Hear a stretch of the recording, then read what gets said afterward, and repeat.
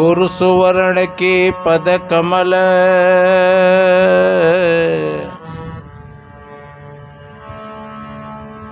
बंदो बारंबार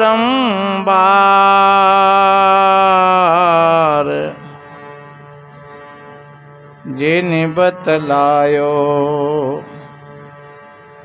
भेद सब पर खायो पद सार।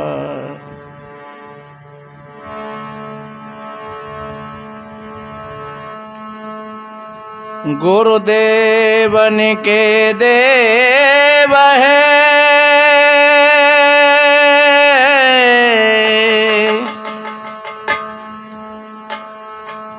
गुरु से बड़ा न कोई,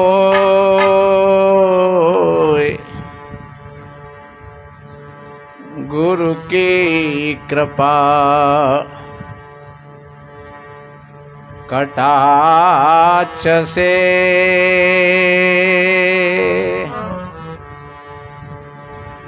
बुद्धि भ्रम नहीं हो।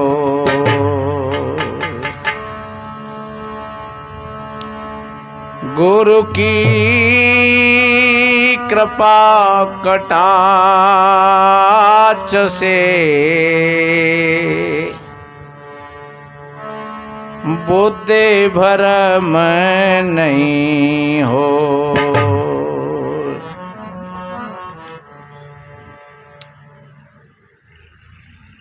विश्ववंदनीय संत सम्राट सदगुरु कबीर देव मुदमंगल में पूजनीय संत समाज केलारस आश्रम से पधारे हुए परम श्रद्धेय पूज्य संत श्री सुसीन साहिब जी, सभी धर्म प्रेमी सज्जन, शक्ति स्वरूपाय माताएं और बहन, छोटे छोटे बच्चे एवं बच्चियां, सभी को वंदन अभिनंदन करते हुए बड़े ही परम सौभाग्य की बात है, ये गुरु पूर्णमासी के शुभ अवसर पर आप सभी भाई बहन यहाँ पर उपस्थित हुए हैं और हम निवेदन करते हैं कि जहाँ तहाँ भाई बहन इधर उधर घूम रहे हैं, वो जहाँ सुविधा जैसे मिले बैठे, और विशेष पंडाल में आकर के बैठेंगे तो ज़्यादा अच्छी बात है, पर जहाँ बैठे हुए हैं वहाँ बैठे आराम से, कोई बात नहीं है, क्योंकि ये मन हमारा बहुत बारीक है,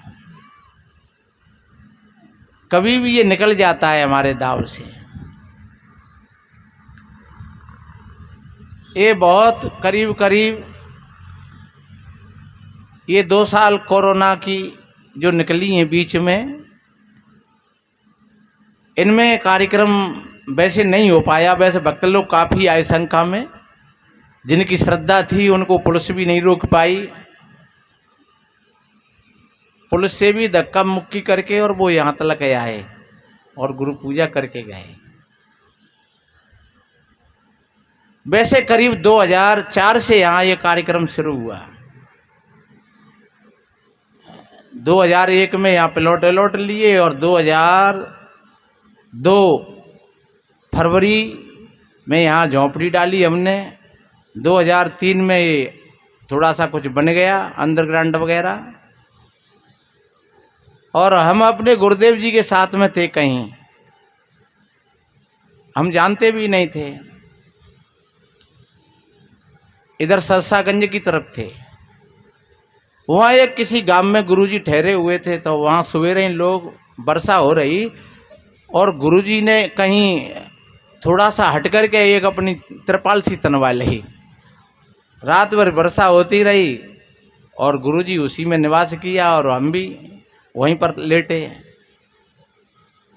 सवेरे ही लोग माला फूल माला कुछ प्रसाद और साल लेकर के आ रहे, तो हमने पूछा गुरुदेव ये आज लोग कैसे ही ऐसे जल्दी आ गए?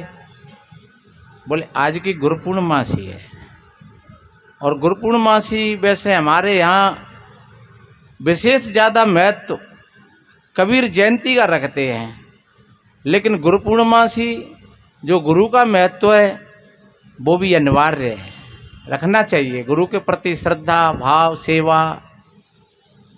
तो ये लोग गुरु पूजा करने के लिए आ रहे हैं, तो हमने कहा देखो ये जहाँ त्रिपाल तनी है और इसमें गुरु महाराज की कैसी पूजा हो रही है, और धीरे धीरे लोग बाग 10 20 30 आते रहे, पूजा करते रहे।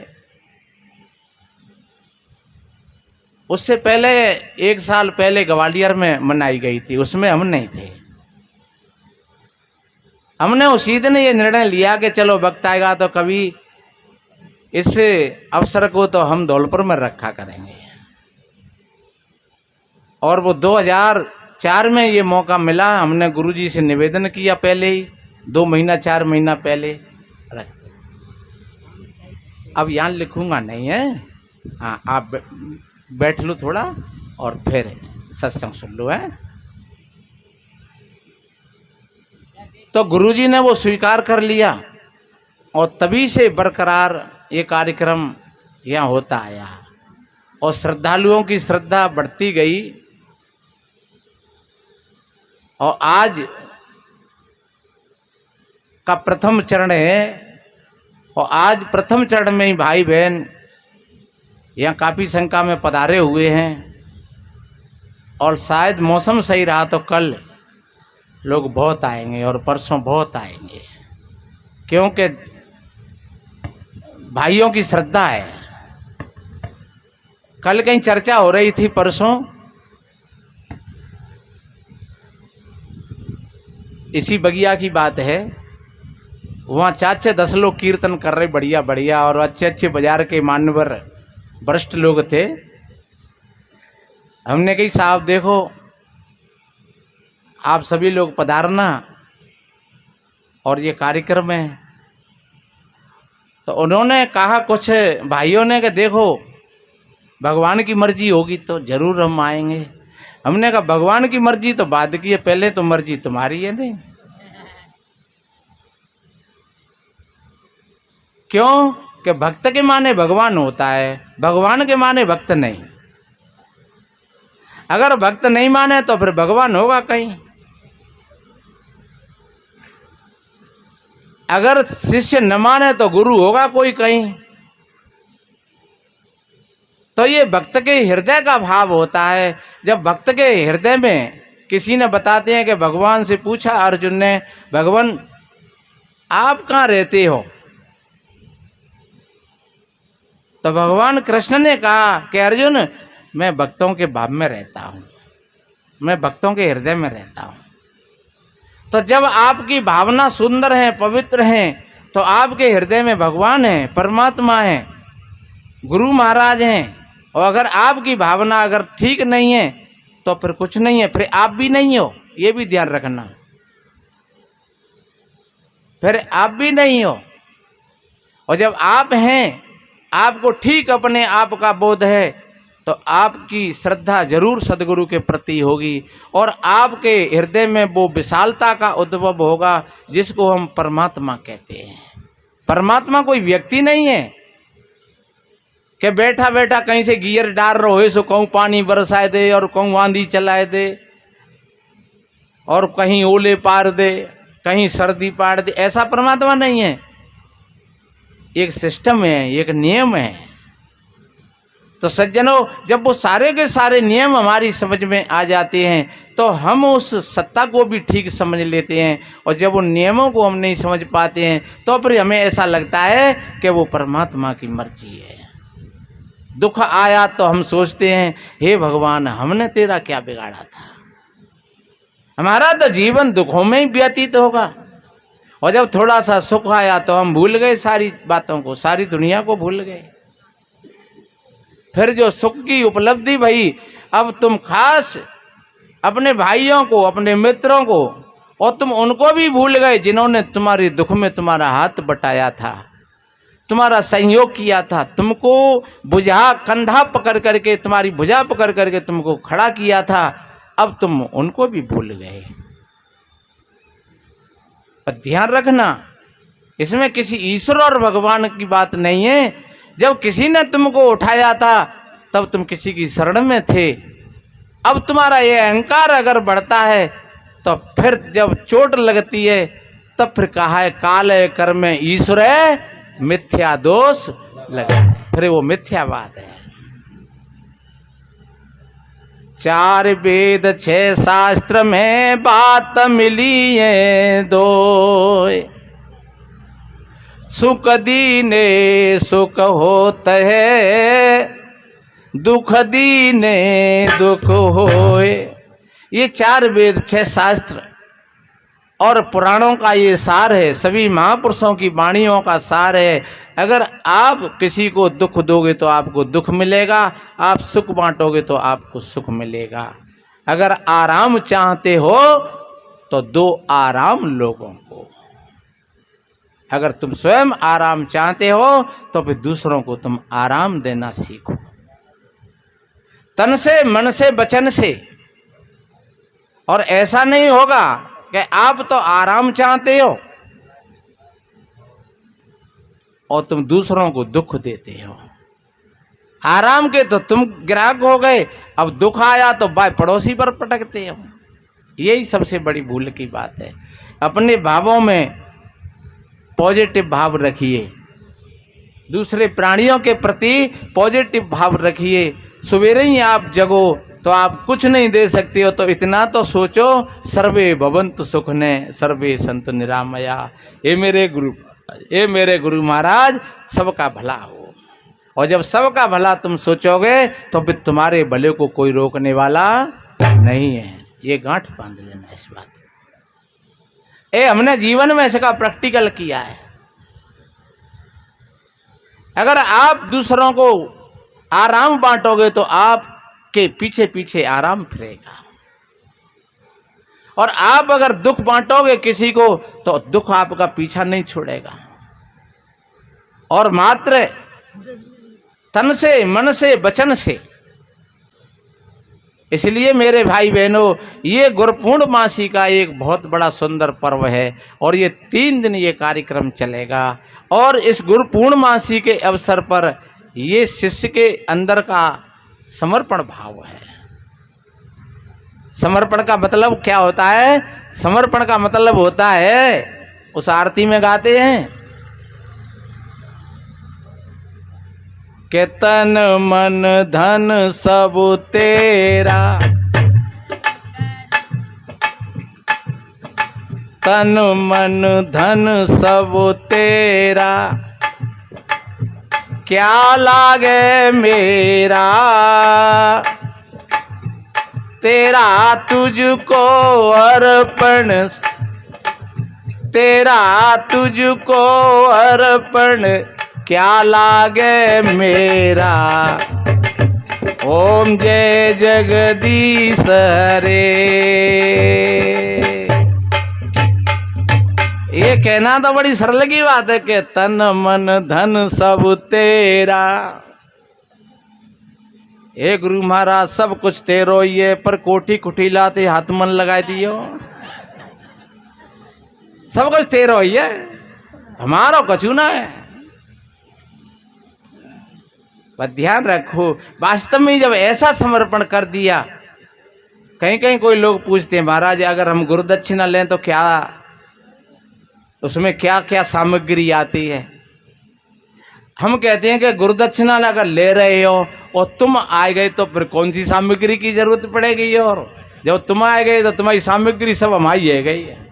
त्या घरों है सो हमारा है गो, यही भैंसें सो हमारी है गई है। कछु तो जो कह रहे हैं भैया हमन तो लेनी ना है, ऐसे हमन ना लेनी महाराज गुरुदक्षिणा।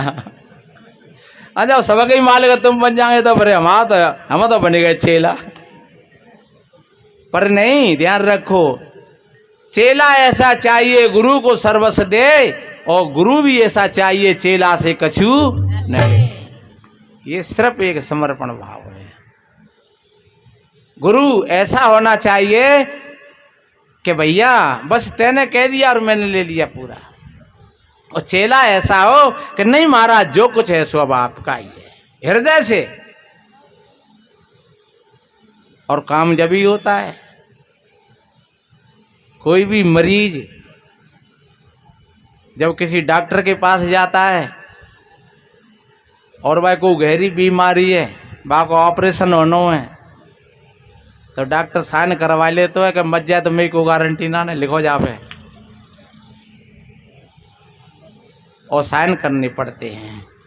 जब मरीज साइन कर देता है, उसके परिवार के लोग साइन कर देते हैं कि हाँ डॉक्टर साहब अब आप इलाज करिए, आप तो अपना कर्तव्य का पालन करिए, तो फिर समझो कि डॉक्टर भी कोई नहीं चाहता है, वो भी ये चाहता है कि मेरा मरीज जल्दी से जल्दी ठीक हो जाए। लेकिन समर्पण हो गया पहले मरीज का। ऐसे ही शिष्य का जब समर्पण हो जाता है सज्जनों, समझ लो कि ये गुरुदक्षिणा हो गई। अष्टावक्र जी से पूछा राजा जनक ने, क्या आप मेरी शंकाओं का समाधान करेंगे? अष्टावक्र जी ने कहा हाँ करूंगा, पर तुम गुरुदक्षिणा में क्या दोगे हमें?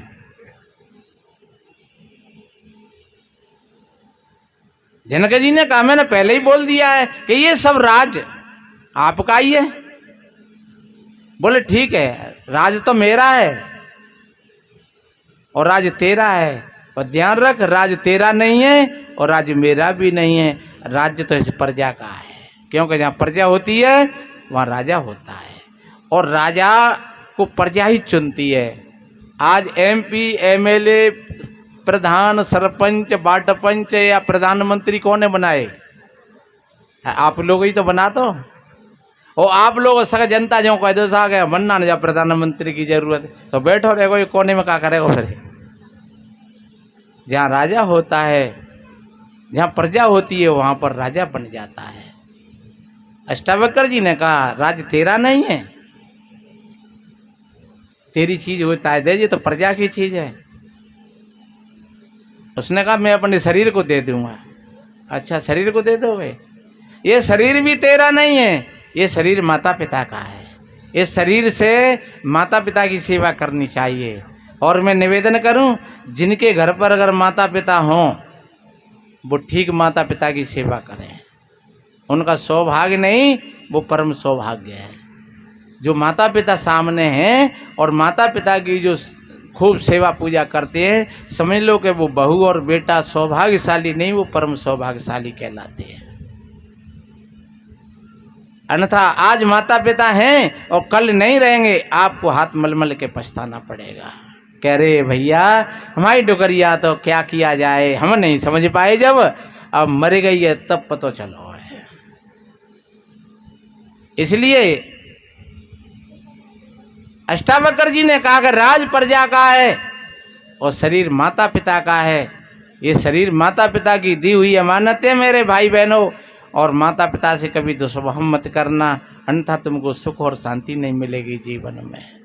अगर सुख और शांति चाहते हो तो माता पिता से भरपूर आशीर्वाद लो। आपकी सूखी हुई बगिया फिर फूटने लगेगी, आपकी बगिया में हरियाली आएगी और आपका जीवन आनंदमय बनेगा, क्योंकि ये शरीर माता पिता की अमानत है। तो सज्जनों, अष्टावक्र जी ने कहा कि ये राज्य प्रजा का है, शरीर माता पिता का है, अब तेरी चीज होता है दे तू हमें। तो महाराज मेरी समझ में ना आ रही कि मेरी क्या है? तब उन्होंने कहा कि तेरा मन तेरे पास है, मन दे, और मन दिया तो सब दिया, मन के साथ शरीर, अब देने को क्या रहा, कहे गए साहेब कबीर। सज्जनों मन दिया तो फिर सब कुछ दे दिया, कि मन के साथ में सब कुछ आ जाता है। इसलिए गुरु और शिष्य का संवाद यहीं से बन जाता है कि गुरु को क्या दिया, आपने अपने मन को दिया, और जितनी गलत आदतें हैं वो हमारे मन के ही अंदर में है। और जब मन दे दिया तो फिर आदत कहाँ बचेगी। फिर ऐसे नहीं, हमारे यहाँ एक कोई भाई है, करीब करीब 1 साल हो गई आते आते, और बीड़ी सिगरेट पी जाता है, और फिर पी आवेगो, फिर खिंचाए के कहेगो कि महाराज जी डरिए त्याय सामने, अब मैं बिल्कुल नहीं हाथ में लेंगे। और 2-3-4 घंटा पीछे फिर आवेगो कि महाराज मैं तो फिर भी आए हो।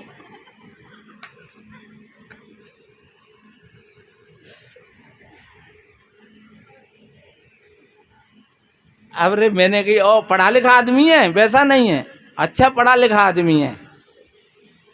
और फिर कहेगा तो ठीक है महाराज, अब मैं उस अच्छी तरीक़ा से मैं पालन करूंगा आपकी आज्ञा को, अच्छी तरीक़ा से। अब की तो चाहे कुछ भी हो जाए, चाहे प्राण निकल जाए।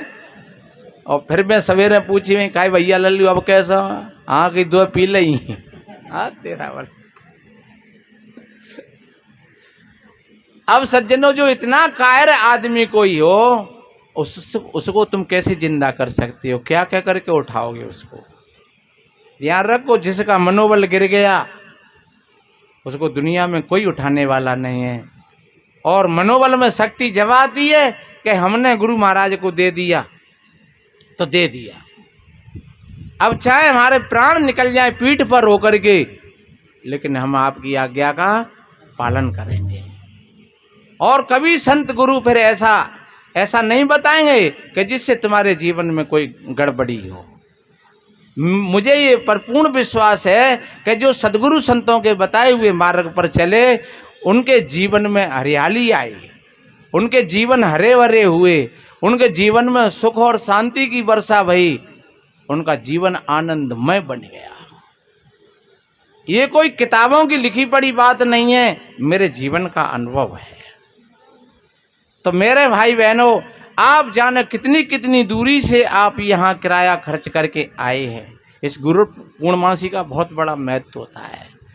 तो आप जरूर अपनी अब 3 दिन यहाँ पर रुकोगे, और आप जरूर से अपने अंदर की जो ज़्यादा कोई गलत ऐसी गंदी आदतें हों तो जरूर एक कठिन संकल्प के साथ उनका त्याग करके जाए। अगर सच्चे अर्थों में आप गुरु के शिष्य हो तो, अगर आपने गुरु को कुछ दिया है तो, अगर नहीं दिया है तो फिर मामला गड़बड़ ही है। फिर तो कुछ होने से कहता तो हमारे महाराज जी कह रहे कि फिर तो कहते तो बहुता मिला, गहता मिला ने कोई, और सो कहता है भाई जानंद जो न गहनता होए। कथनी लागे खाणसी करनी बिस्की लोय, और कथनी सो करनी करे बिससों अमृत होए। जी हम लोग कहने वालों के लिए ही नहीं, ये श्रोताओं के ऊपर भी ये बात लागू होती है। ये गुरु पूर्णमासी का पर्व है, और सच्चे अर्थों में हम अपने सदगुरु के प्रति समर्पण भाव से अपना जीवन जिए तो फिर आपकी पूजा बन जाएगी, आपकी प्रार्थना बन जाएगी। फिर आपका कुछ नहीं है, फिर तो जैसे संत सदगुरु जो रास्ता बताते हैं आप उस तरीक़ा से अपने जीवन को जियोगे, आपके जीवन में सुख और शांति की वर्षा होगी। ये ऐसा हमारा अनुभव है। तो आज का प्रथम चरण है, हम अपने पूज्य साहिब जी सुशील साहिब जी को आमंत्रित करेंगे, और कोई बात नहीं सत्संग तो चलेगा ही। तो अभी हमारे पूज्य साहिब जी आ रहे हैं, और देखिए आप सभी भाई बहन हाँ अपने अपने स्थानों पर खड़े होकर के साहिब जी का स्वागत सम्मान करें। हाँ बहुत बहुत अच्छे, हाँ बहुत बहुत अच्छे। बोलो श्री सदगुरुदेव की जय। साहेब बंदगी साहेब।